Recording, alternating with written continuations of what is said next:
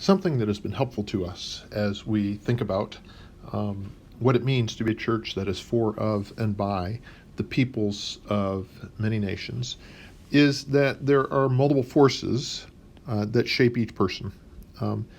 And these forces can be thought about in three layers. So for each one of us, there are kinds of forces that are at work at three layers: the universal, the subcultures, and the individual level. So at the universal level, this is what we all share because we're human. All of us are made in the image of God, and this is something we share as humans. God has given us a soul. He has given us abilities that we share, of thinking, of our basic ways of interacting with the world. He has put in us a desire to know Him. He has put in us a desire for what is good and a way to recognize that. We also recognize that something we all share, being human, is our brokenness. That every one of us is broken by sin.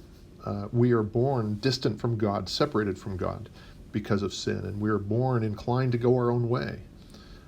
All of us know we should love people, and all of us are inclined first to love ourselves. This is something that we all share. In all of us is a drive to stay alive. There is a drive in us to connect with people. These are things that we share simply because we are human. It makes us all alike in that. At the other end is this idea that we are individuals, that each one of us has a bunch of things that make us unique, each one of us. There's nobody else just like us in who we are and how we engage in the world. And so even identical twins who have the same DNA, there are differences in experience, in life, that lead to ways in which they are different from each other. And so in this sense, there is no instance of a Chinese person. There are individuals who are Chinese. And so each person who is from a particular country is an individual in this sense. So to know what it is like for someone to be Japanese doesn't mean I now know someone who is an individual who is Japanese. I need to know the individuals. What makes us unique is all sorts of experiences and ways in which we're made that make us different from everybody else. And it's not enough to know that you're a part of a group, therefore I know you. No, you don't know an individual just by knowing about their group. On the other hand, there are all sorts of things that shape groups of people. In cultures and in subcultures, these are the things that make groups of people similar to each other. So what it means to have grown up in a country, say in the United States, leads to a way in which the people who've grown up in the United States share an awful lot. There are things about how this group of people looks at the world, engages the world, experiences the world that are shared. This is true for subgroups as well.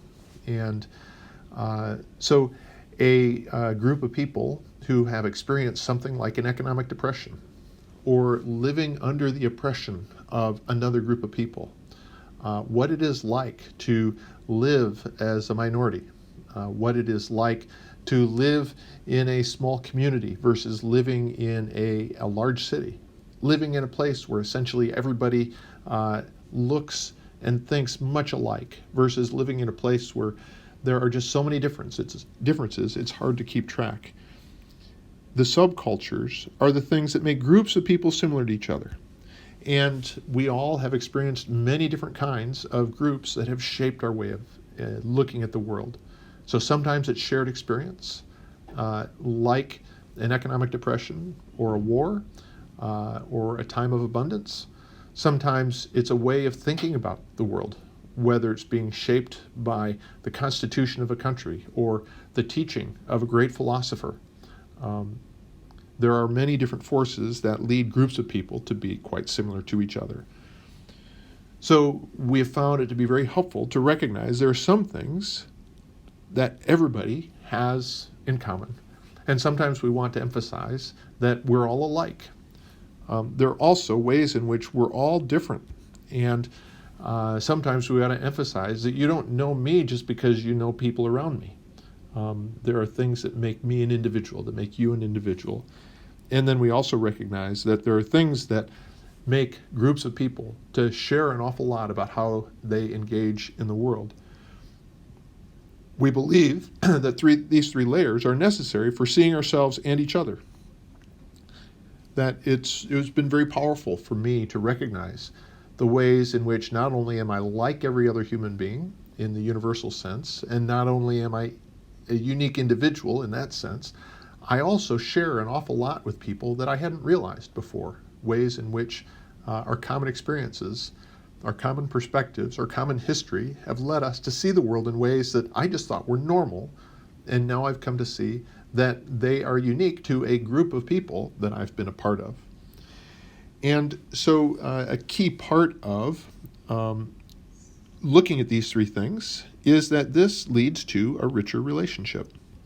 That it is in getting to know people on all three levels that I really get to know people. Just to say they're an individual, I've missed a big part of who they are. And to say that you're an individual and I'm an individual, but not realize what we share, is to miss important things. So this is an important part of our devotion, our understanding of each other. A key part for doctrine is that how we view the Bible, how we read the Bible, is very often deeply affected by our culture. That to recognize that people from different cultures are going to see different parts of the Bible differently. A very simple, obvious way in which this is true is that a culture that has grain and thus bread reads the statement in the Bible when Jesus says, "I am the bread of life," differently from a culture where bread is not a part of normal eating. It's not something that they have. And so we'll read that differently. When a group of people sees the world in a very much oriented around honor and shame, they're going to read the story of the prodigal son very differently from a culture that has a big emphasis on individual responsibility. And so when we look to truth, we discover it's really important to talk to people from different groups from our own group in order to see how they see it, and together to try to make sense of what the Bible is saying, what God has shown about himself. And this is especially interesting when we say, how do we understand the cultures of the people who were experiencing the Bible in the first place?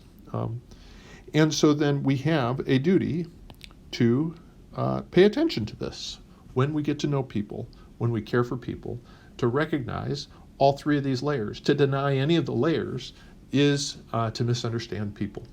And so we want to work together to understand what's universal, what's individual, and then what are the forces that are affecting people because of the groups of people they've been a part of and identified with.